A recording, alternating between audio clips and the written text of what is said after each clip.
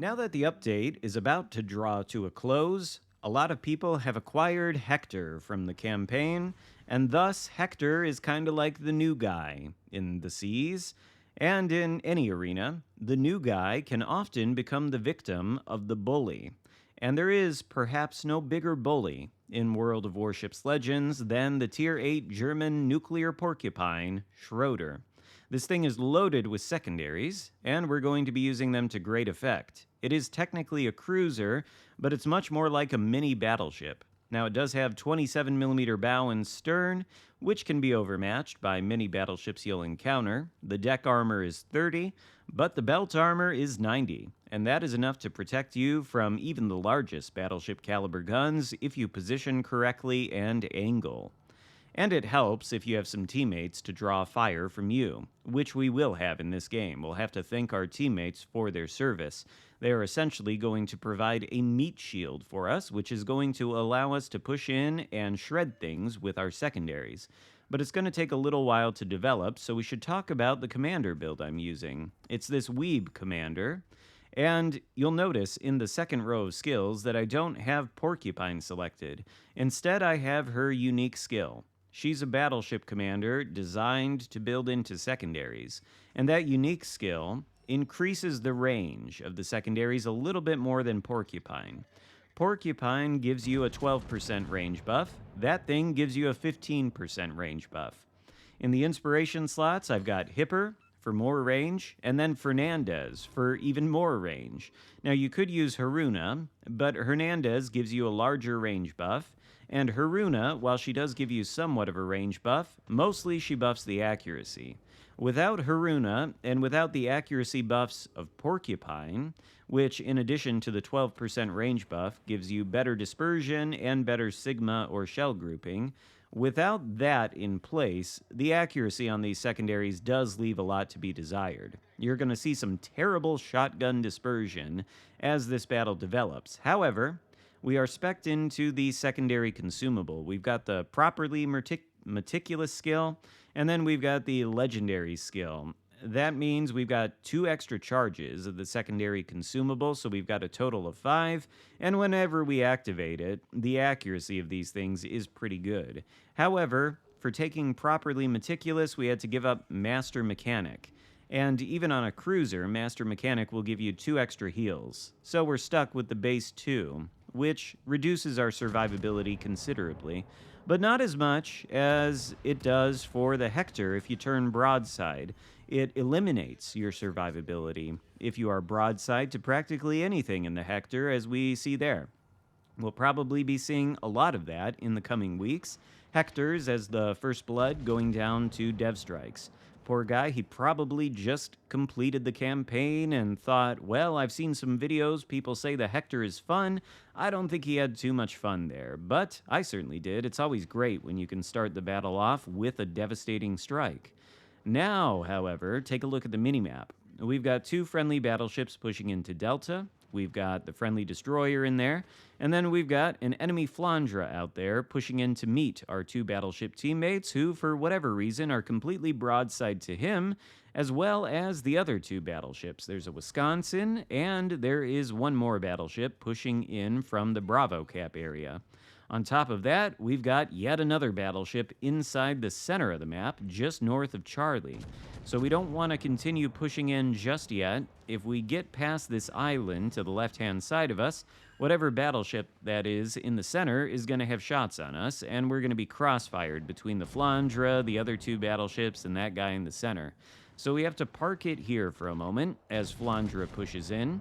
As you can see, he and pretty much everybody besides the Wisconsin are completely focused on our 2 battleship teammates. Well, now only 1. They were broadside the whole time, so it's no surprise that their numbers have been reduced to 1. And I don't know exactly how effective they're being, no offense to them, but what they are doing is providing a convenient punching bag to the enemy team, except for this Wisconsin, whose salvos, to be fair, are not really doing much to us. We've lost only a couple hundred HP. The Wisconsin, I think, keeps bouncing his shells off the belt armor or landing them in the water because he's, I don't know, aiming too low. We're not going as fast as he thinks we should be. He does pen us there for 4K, but doesn't really matter.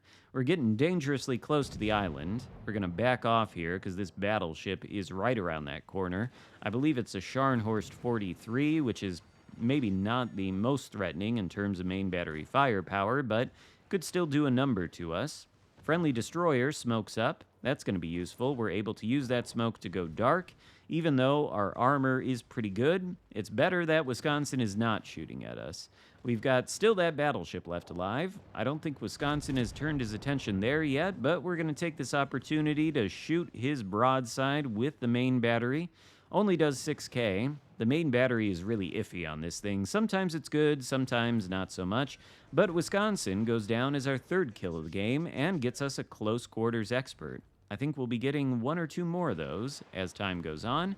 Now we can continue our push, though, because the enemy battleship that was in the center has found himself in the Charlie cap. And, well, you know, we should defend our capture circles, but I think we've got bigger fish to fry to the north. I don't think Scharnhorst is going to be succeeding in taking that Charlie cap. We've got the friendly destroyer on his case, and we've also got a battleship over there near the Charlie cap who can fight him. Meanwhile, this guy on our team to the right-hand side of the screen, maybe I was too early to be critical of his movements. After all, he is still floating. He's aggressively pushing into the Pommern, who is distracted by him, along with the enemy Dalian, who's still somewhere up to the north. And so nobody's really shooting at us. Well, I take that back. I guess Dalian is, but it's not too much of a threat. Pommern, he's got his eyes focused on that battleship. Our secondaries are shredding him with the consumable active, but we don't get the kill. We only get a fist. Too bad. Our teammate does get the kill. That would have gotten us a little bit closer to a kraken. But don't worry, there are still 5 ships left floating on the red team, and at this point, it's really anybody's game. Now, we're alone here on this flank because our teammates, who did provide convenient punching bags for the enemy team and spaced armor for us in a way, all of them have gone back to port. However, we only have to worry about the Dalian and this other cruiser over here, which is a Kutuzov. There's also a Veneto out there in the distance, but don't worry, you'll notice soon that he's a paid actor. He's going to pay absolutely no attention to us for reasons I don't quite understand. I'm not literally paying him, that's a joke, but you know, you see him out there 14 kilometers. He doesn't care about the Schroder. Apparently, he doesn't take this thing seriously. And I feel like a lot of people don't realize just how big of a bully this thing is. But if you were under the impression that this ship is mediocre or not very good, well, hopefully by the end of this battle, you will be disabused of that notion, because it's not true. This thing is very frustrating to deal with, especially if you don't focus it down and sink it as quickly as possible. If you leave it alive, it can cause chaos. And there goes our 4th kill of the game against the enemy destroyer. The last remaining one, actually the only one on their team, the Adriatico. So that just leaves the Veneto, the Kutuzov, and the Dalian. Kutuzov is spotted inside of his smoke screen by, I guess, the friendly destroyer. Main battery guns, fairly inconsistent, not really taking out the Kutuzov, but even without the improved dispersion from the consumable, we still get a close quarters expert, and we also get the Kraken Unleashed. That's 5 kills. All that's left now are Veneto and Dalian. And in this last sequence of the battle, I think in retrospect, we're going to end up making a mistake. Again, this Veneto does not care at all that we are here. He's not going to shoot at us even once, I don't think. I don't know who he's so laser focused on. I guess it's the friendly battleship that's pushing into the Bravo cap, but prior to that, I have no idea who he even had to aim at besides me. Anyway, whatever. Don't interrupt the enemy when they're making a mistake. I feel like that's a saying that I've heard somewhere. Dalian, since he's the one that's actually shooting at us and continues to light fires, we're going to try to dissuade him from that. 2 citadels there. High caliber metal, just over 150,000 damage done. Veneto continues to ignore us. Dalian continues to farm. And because of this build, where we're spec'd into the secondaries more than anything else, and we only had 2 heals, Well, we're completely out of them. And so this 14,000 HP is as much as we have for the rest of the game. We go dark there for a moment. We need to wait for the firing penalty to wear off. You can see that our detectability goes down to normal now on the minimap. And now, since both Dalian and Veneto are smoked up, we do get to go dark, which is going to allow us to survive for a little while longer. And I think in retrospect, I probably should have had my guns turned over in the direction of the Dalian, because he leaves his smoke screen right at this moment, reacquires vision, and he's going to continue his farming campaign against us. He's broadside too, he's turning away, but if I had my guns pointed in that direction and was prepared to shoot him, we might have been able to take him out. Instead, we yoink the kill on the Veneto and get our 6-pack. And I was hoping that this would be another 7-kill game, like one that I got recently. But 7 kills, it can be hard to obtain. 6 kills is even a stretch in a lot of cases. You need a bit of luck and good positioning in order to make it happen. And this Dalian, well, he's gonna honestly play a pretty good game. He's making himself pretty hard to hit. He is kiting over to the map border, but honestly, what are you gonna do if you're in a light cruiser like Dalian and you're facing off against 5 enemy ships? Your only hope is that they can push into you and you can farm them down with your main battery guns or your torpedoes and just hope to survive. Unlikely, though. The Dalian is not gonna be able to survive, and neither are we, for that matter. It's only gonna take a couple of shells from his HE salvos to pen our superstructure and send us back to port. In fact, I'm surprised that this salvo doesn't do it. We're left with 666 HP. Now down to 336 with that salvo, and one more shell is all it's gonna take.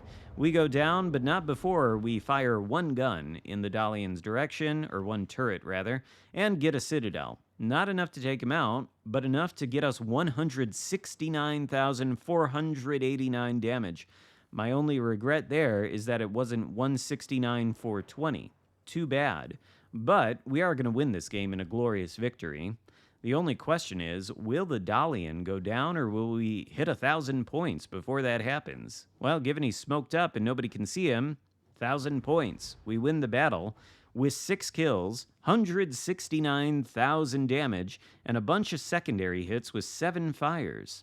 However, we only get 2,993 XP. Because you are not allowed to be rewarded for secondary hits, which, it sort of makes sense. It's damage that you yourself are not directly dealing because you don't have control of the secondaries. You just sail in and let the damage radiate out from your ship. And, well, I suppose you shouldn't be rewarded for that. Same way you shouldn't be rewarded for AA guns, but, for whatever reason, those give you a ton of XP. I don't know why that is. It's the same thing as secondaries. You don't control them. Maybe it's to make you feel better about CVs. I don't know. In any case, I hope you enjoyed this battle. If so, give it a thumbs up, consider subscribing if you haven't already, and I'll see you next time. Goodbye.